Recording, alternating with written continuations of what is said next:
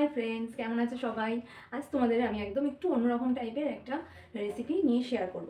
আচ্ছা, তোমরা তো পালং চিকেন অনেক খেয়েছো আর চিকেন মহারানিও খেয়েছো, তো এই দুটোকে নিয়ে যদি আজকে একটা কম্বো কিছু বানানো যায়, তো সেই রেসিপি আজকে তোমাদের শেয়ার করব। চিকেন পালং মহারানি, পালং চিকেন মহারানি, যা ইচ্ছা বলতে পারো। তো চলো রেসিপিটা দেখে নেওয়া যাক। তো পালং চিকেন মহারানি করার জন্য আমি 1.5 কেজি চিকেন নিয়েছি। তো সেই চিকেনের মধ্যে 2 চামচ আদা রসুনের পেস্ট, 2 চামচ গোলমরিচ গুঁড়ো, অল্প স্বাদ মতো লবণ, 2টো ডিম, আর একটুখানি কাশ্মীরি লঙ্কার গুঁড়ো দিয়ে দিয়েছি। আর ওই ঝাল মতো, মানে তোমরা যদি বেশি ঝাল খাও তাহলে সেরকমভাবে লঙ্কার গুঁড়ো দেবে। তো আমাদের বাড়িতে ঝাল একটু কমই খাওয়া হয়, তাই আমি অল্প 1/2 চামচ মতো লঙ্কার গুঁড়ো দিয়েছি আর কাশ্মীরি লঙ্কার গুঁড়ো দিয়েছি। এবার এটাকে ভালো করে মিক্সড করে নিতে হবে। খুব ভালো করে মিক্সড করে নিয়ে আমি দেখো খুব ভালো করে মিক্সড করছি। মিক্সড করা হয়ে গেলে আমি এটাকে যতক্ষণ বেশি তুমি পারবে ওটাকে রেখে দিতে খুব ভালো। আর যদি হাতে খুব, যেমন আমার হাতে খুব টাইম ছিল না, তো আমি 15 মিনিটের জন্য ঢেকে রেখেছি, তবে 1 ঘন্টা রাখলে খুব ভালো হয়। তো এবার আমি একটা বাটিতে পালং শাকটাকে ভালো করে পরিষ্কার করে ধুয়ে সেটাকে সেদ্ধ করে নেব। আর আরেকটা কড়াইতে অল্প করে তেজপাতা, একটু কাজু, আমন্ডটা এখানে দেখাতে ভুলে গেছি, একটু আমন্ড আর জায়ফল জয়িত্রী, একটুখানি জিরে, সব ভালো করে কড়াইতে, শুকনো কড়াইতে ভেজে গুঁড়ো করে নিয়ে রাখতে হবে।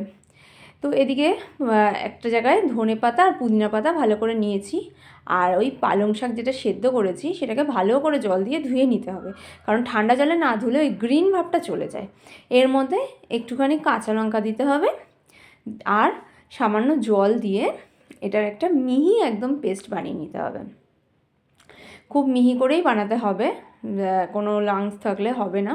তো এই পেস্টটা করে নিতে হবে। এবার ওই ম্যারিনেট করা চিকেনের মধ্যে এই পালং শাক, ধনে পাতা, পুদিনা পাতার যে পেস্টটা, এটা 4 ভাগের 1 ভাগ মতো দিতে হবে। দিয়ে আবার ওই ম্যারিনেট চিকেনটার মধ্যে আরেকটু ম্যারিনেট করতে হবে।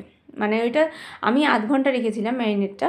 তোমরা যতক্ষণ রাখার পরে এটা দিয়ে, এই পালং শাকের এই পেস্টটা দিয়ে আবার আধ ঘন্টা মতো ম্যারিনেট করে রেখে দিতে হবে। আর হাতে যদি একান্তই সময় না থাকে তাহলে মিনিমাম 15 মিনিট রেখো। 15 মিনিট রেখে অন্তত তারপর করো। আর আমি একটু ভিনিগারটা মানে আগে দিতে ভুলে গেছিলাম, তো পরে আমি আবার একটুখানি ভিনিগার অ্যাড করলাম। ভিনিগারটা তোমরা প্রথম দিকেই দিয়ে দিও, আমি ভুলে গেছিলাম দেখে আমি পরে দিলাম। দিয়ে ভালো করে আবার মাখিয়ে আবার ঢেকে রাখবো। এদিকে কড়াইতে আধ ঘন্টা পরে কড়াইতে তেল দিলাম। তেলটা ভালো করে গরম করতে হবে আগে। তেল গরম করা হয়ে গেলে ওই ম্যারিনেট করা চিকেনটা আস্তে আস্তে ছেড়ে ওই চিকেনটাকে হালকা ফ্রাই করতে হবে। বেশি অতিরিক্ত ফ্রাই করবে না, হালকা করে ফ্রাই করবে। দেখো আমি চিকেনগুলো ছাড়ছি, ছেড়ে আমি এটাকে ফ্রাই করার জন্য বসিয়েছি। যতটা সম্ভব মানে 90% না, 90% না, এই 50% মতো ফ্রাই করতে হবে। মোটামুটি যেন একদম, মানে অতিরিক্ত ফ্রাই করলে জিনিসটা একটু ছিবড়া হয়ে যায়, তাই অতিরিক্ত ফ্রাই তোমরা করবে না, হালকা করে একটু ফ্রাই করবে।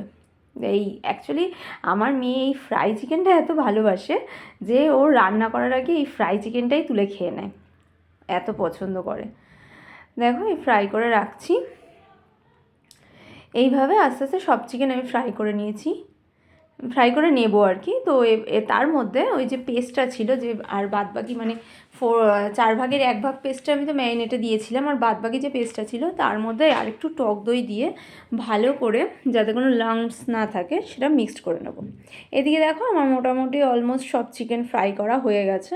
তো আমি কড়াইয়ে ওই তেলটার মধ্যে একটুখানি গোটা এলাচ, লবঙ্গ আর একটু দারচিনি ফোড়ন দিয়ে তার মধ্যে পেঁয়াজ আর ক্যাপসিকাম কুচি, সেটাকে ভালো করে ফ্রাই করে নিতে হবে।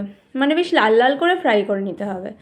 ওইটা যতক্ষণ না ফ্রাই হচ্ছে ততক্ষণ পর্যন্ত এটাকে ফ্রাই করতে হবে। আগে এটা ফ্রাই হয়ে গেলে, দেখো এটা মোটামুটি ফ্রাই হয়ে গেছে। তো এই ফ্রাইটা হয়ে গেলে দেন এর মধ্যে ওই যে ম্যারিনেট করা যে চিকেনটা ছিল সেই চিকেনটা ভালো করে ওই এটা ফ্রাই করা হলে ওর সাথে মিশাতে হবে। দেখো ফ্রাই হচ্ছে। তার মধ্যে আমার জানো তো এই সময় একটুখানি ইচ্ছা হলো যে একটু চা খাই। আমি এখন ডায়েটের জন্য ডেলি চা খেতে পারছি না, তা আজকে আমার খুব ইচ্ছা করছিল যে একটু চা খাই। তাই এই রান্নাটা করতে করতে আমি নিজের জন্য একটু চা করলাম। তো চায়ের ছবিটা তোমাদের দেখালাম না, চায়ের ছবি কি দেখাবো সেই জন্য। তা চা খেতে খেতে ভাবলাম চিকেনটা যতক্ষণে রান্না হবে চাটা করে নিয়ে খাবো।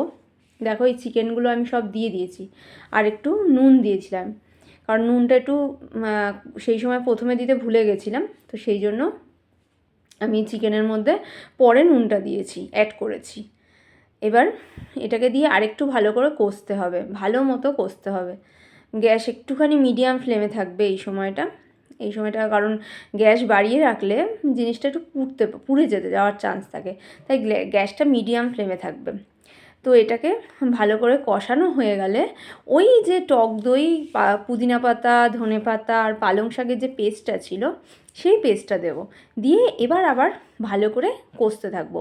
গ্যাস কিন্তু মিডিয়াম ফ্লেমেই থাকবে, গ্যাস কিন্তু বাড়ানো যাবে না। তো দেখো এটা আমি ভালো করে নাড়িয়ে চাড়িয়ে মিক্সড করে দিয়েছি। মিক্সড করে এটা যতক্ষণ না মানে ভালো করে কষবে, আমি এই গ্যাস কমিয়ে ঢেকে দেবো। গ্যাস কমিয়ে ঢাকার পর মাঝে মাঝে এসে একটু নাড়িয়ে চাড়িয়ে দিতে হবে যাতে তলায় না লেগে যায়। তো এইবার মাঝে মাঝে একটু এসে নাড়িয়ে দিতে হবে। নাড়িয়ে নাড়িয়ে মোটমাট যতক্ষণ না আমার এটা তেল ছাড়বে ততক্ষণ পর্যন্ত এটাকে আমার কষিয়ে যেতে হবে। এটা আমার কষাতে তাও মানে তোমাদের যদি খুব তাড়া থাকে তাহলে গ্যাস বাড়িয়ে ভালো করে কষিয়ে নিই অল্প জল নিয়ে, কিন্তু গ্যাস কমিয়ে কমিয়ে অনেকক্ষণ ধরে কষালে জিনিসটা বেশি টেস্টি হয়।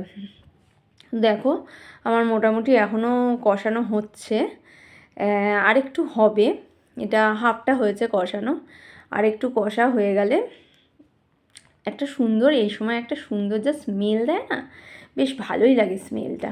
তো এটা দেখো আমার কষানো হয়ে যাওয়ার পরে ওই যে মশলাটা ফার্স্টে আমি যে গুঁড়ো করে রেখেছিলাম সেই মশলাটা আমি দিয়ে দিলাম। মশলাটা দিয়ে আরও কিছুক্ষণ ওই 2-3 মিনিট মতো একটু ভালো করে নাড়িয়ে চাড়িয়ে কষিয়ে নিতে হবে। বেশ কষানো হয়ে গেলে আরেকবার ঢেকে দেবো, দিয়ে দেখো আমার কষানো মোটামুটি কমপ্লিট। তো এর মধ্যে আমি দিচ্ছি ফ্রেশ ক্রিম দেবো।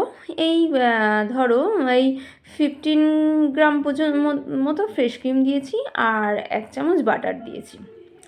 দিয়ে ভালো করে মোটামুটি আমাদের চিকেনটা রেডি, আমাদের চিকেনটা মোটামুটি হয়ে গেছে। আমি একটু ভালো করে নাড়িয়ে দিয়ে গ্যাসের ফ্লেমটা বন্ধ করে দিলাম, দিয়ে এই 2-3 মিনিট মতো ঢেকে নিলাম। নিয়ে এই দেখো আমার চিকেন হয়ে গেছে। এর ওপরে আমি একটু ধনে পাতা আর পুদিনা পাতা দিয়ে একটু গার্নিশ করে নিয়েছি। এটা তো আমাদের অপশনাল, দিতেও পারো নাও দিতে পারো। তো ফ্রেন্ডস কেমন লাগলো তোমাদের রেসিপিটা? হ্যাঁ ভিডিওটা হয়তো একটু লং হয়ে গেল, কারণ পুরো প্রসেসটা দেখাতে একটু টাইম লেগে গেল। তো তাই জন্য তোমরা দয়া করে একটু ভিডিওটা পুরোটা দেখো, আর আমার ভিডিও ভালো লাগলে তোমরা লাইক কমেন্ট শেয়ার করতে ভুলো না। বাই।